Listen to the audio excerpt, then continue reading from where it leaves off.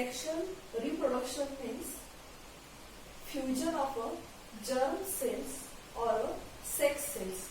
That means with fusion, new individual will occur. It's called as a sexual reproduction. There are two types of a sexual reproduction. First is juvenile phase. Second is reproductive maturity phase.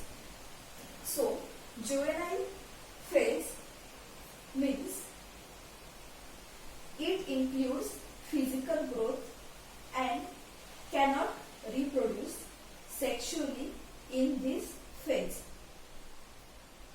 That means it includes only physical growth but can't reproduce by a sexually.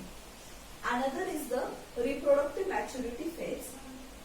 In this phase, it includes growth as well as activity of sex organs and it can reproduce new individual.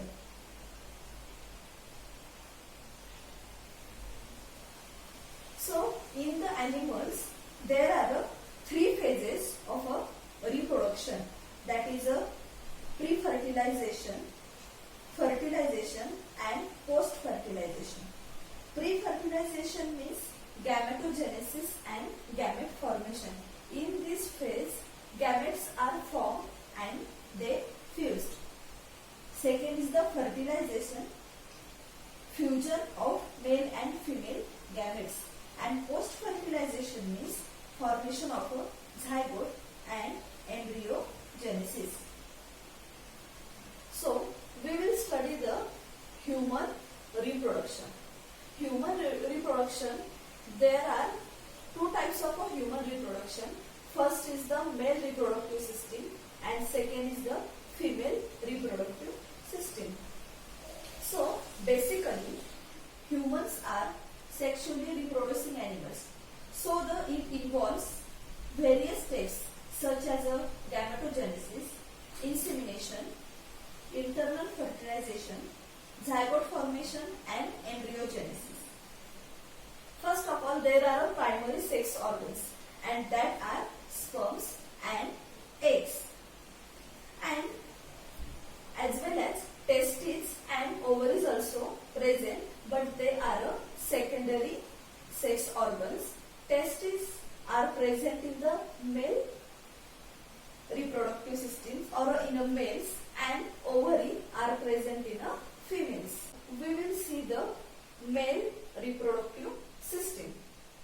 In male reproductive systems, it consists testes, accessory ducts and glands. In testes, there is a histology of testes. Second is the accessory duct. There is a rete testis, vasa efferentia, epididymis, vasa differentia, ejaculatory duct, urethra. And third is the glands. In that glands, there are three types of glands such as a seminal vesicles, prostate gland and Pocus gland. First is the testis.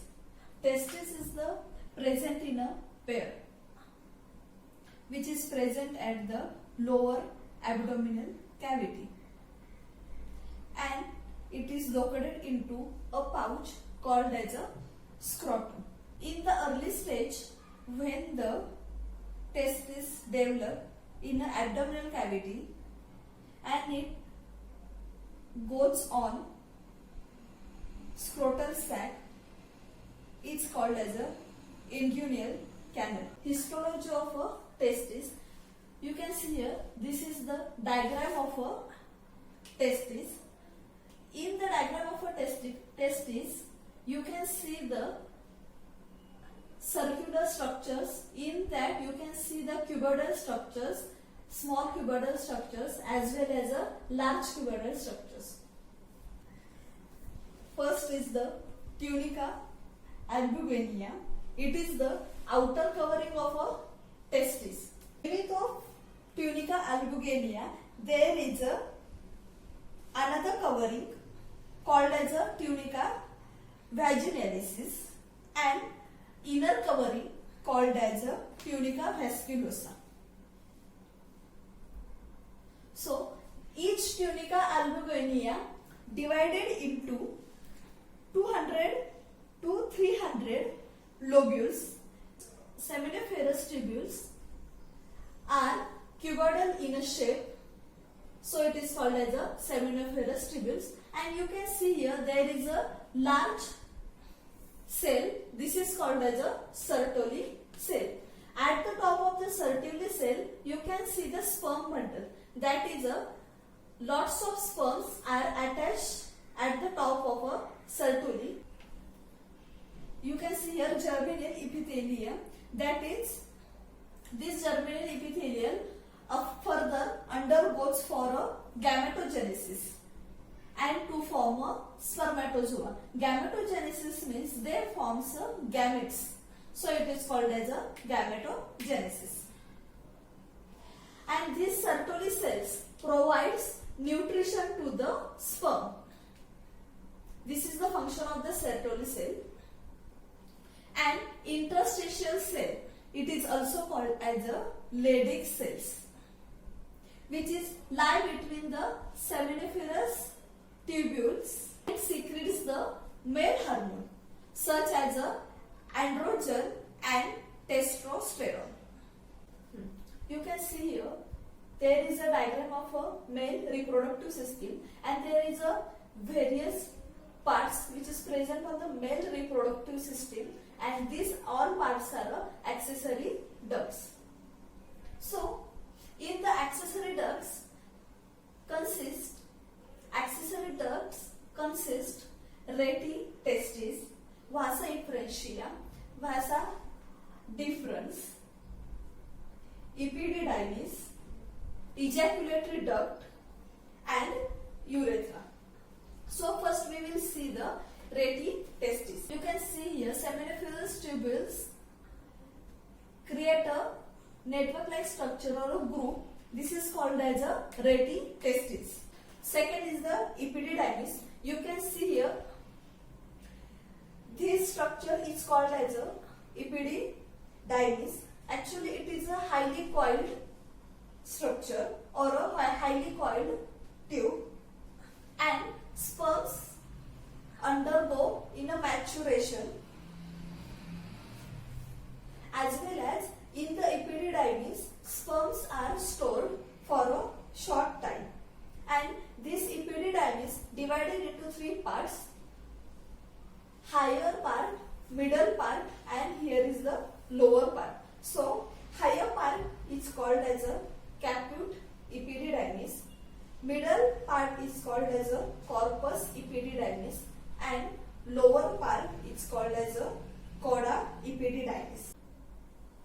Next is the vas deferens. It is a tubular one pair, and this is called as a vas deferens. This vas deferens arises from coda epididymis, that is a lower part of the epididymis, which is entering into the abdominal cavity and opens in the urinary bladder. And next is the ejaculatory duct. This pair open into urethra, and it carries seminal fluid and spermatozoa to the urethra. Last is the urethra. This is called as a urethra. This tubular line is called as a urethra. It is a common passage for the urine and semen. Hence it is called as a urinogenital duct. So we will see the glands. There are three glands: prostate gland, Cowper's gland, and third is the seminal vesicle. So first we will see the what is a seminal vesicle. You can see here there is a pair of a seminal vesicle present on the posterior side of a urinary bladder. Posterior side of a urinary bladder, and it secretes viscous fluid, that is a seminal fluid, as well as fructose, fibrinogen, and prostaglandins. and it contributes 60% of the total volume of the semen. So I have already told it secretes viscous fluid. So fructose provides energy for the sperm movement. Fibrinogen coagulates the semen for prostulation in the vagina. Prostaglandins stimulates the constant contractions in the female reproductive tract, that is to help the process for the fertilization. So second we will see the prostate gland. You can see over here, there below the seminal vesicle there is a prostate gland is present, and its prostate gland consists of 20 to 30 lobes, and it releases milky white prostate fluid, and which is formed about 30% of a total volume of semen. Prostatic secretion neutralizes the acidity of a vaginal secretion. That is, a semen is acidic in a nature, so it secretes the acidity of a vaginal secretions. And at the pH of 6 to 6.5, sperm becomes more motile and facilitate the process of a fertilization. So at the pH 6 and 6.5, sperms get motile and it started fertilization. Third will be the Cowper's gland. Below the prostate gland there is a Cowper's gland, and it is small in the size and it has a pea shape, and which is present on the either side of the urethra.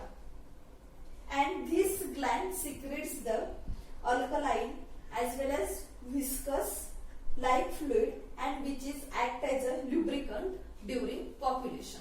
So today we have learned sexual reproduction of a human and specifically male reproductive system. And in male reproductive system there is a 3 types: testes, second is the accessory ducts, and third is the glands. So in next lecture we will study the female reproductive system.